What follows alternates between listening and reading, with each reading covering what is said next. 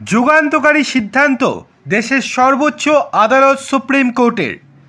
ফৌজদারি অপরাধের মামলায় চার্জ গঠনের জন্য সময়সীমা বেঁধে দিতে চায় সুপ্রিম কোর্ট। বুধবার এক মামলার শুনানিতে এমনই ইঙ্গিত দিয়েছে শীর্ষ আদালত।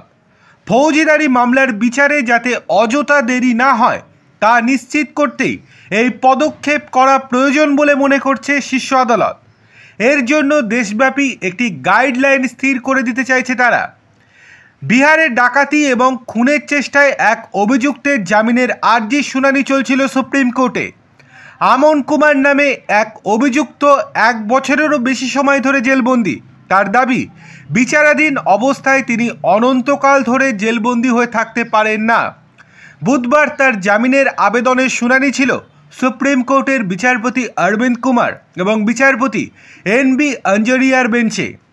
আইনি খবর পরিবেশনকারী ওয়েবসাইট বার অ্যান্ড বেঞ্চ অনুসারে মামলায় অভিযুক্ত গত বছরের আগস্ট মাস থেকে জেলবন্দি রয়েছেন। বন্দি হওয়ার পরের মাসেই চার্জশিট জমা দেয় পুলিশ, অর্থাৎ সেপ্টেম্বর মাসে। কিন্তু অভিযুক্তের দাবি তাকে মিথ্যা মামলায় ফাঁসানো হচ্ছে। গত বছরের অক্টোবরে তার জামিনের আর্জি খারিজ করে নিম্ন আদালত। চলতি বছরের মার্চে জামিনের আবেদন খারিজ হয়ে যায় পাটনা হাইকোর্টেও। তারপরে সুপ্রিম কোর্টের দ্বারস্থ হন আমান। এই মামলার ক্ষেত্রে অভিযুক্তের বিরুদ্ধে চার্জ গঠনে দেরি হচ্ছে বলে মনে করছে আদালত। সুপ্রিম কোর্টের বক্তব্য বা মন্তব্য, পরিস্থিতি এমনভাবে কখনোই চলতে পারে না।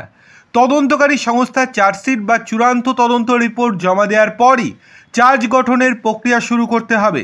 চার্জ গঠনে যাতে অযথা দেরি না হয় তা নিশ্চিত করতে দেশব্যাপী একটি গাইডলাইন স্থির করা প্রয়োজন বলে মনে করছে আদালত। এই কাজে সুপ্রিম কোর্টকে সাহায্য করার জন্য আইনজীবী সিদ্ধার্থ লুথরাকে আদালত বন্ধু হিসেবে নিযুক্ত করতে চলেছেন বিচারপতিরা। দেখার বিষয় এই যে এবার কি মানুষ আইন থেকে সুশাসন পাবেন কিনা।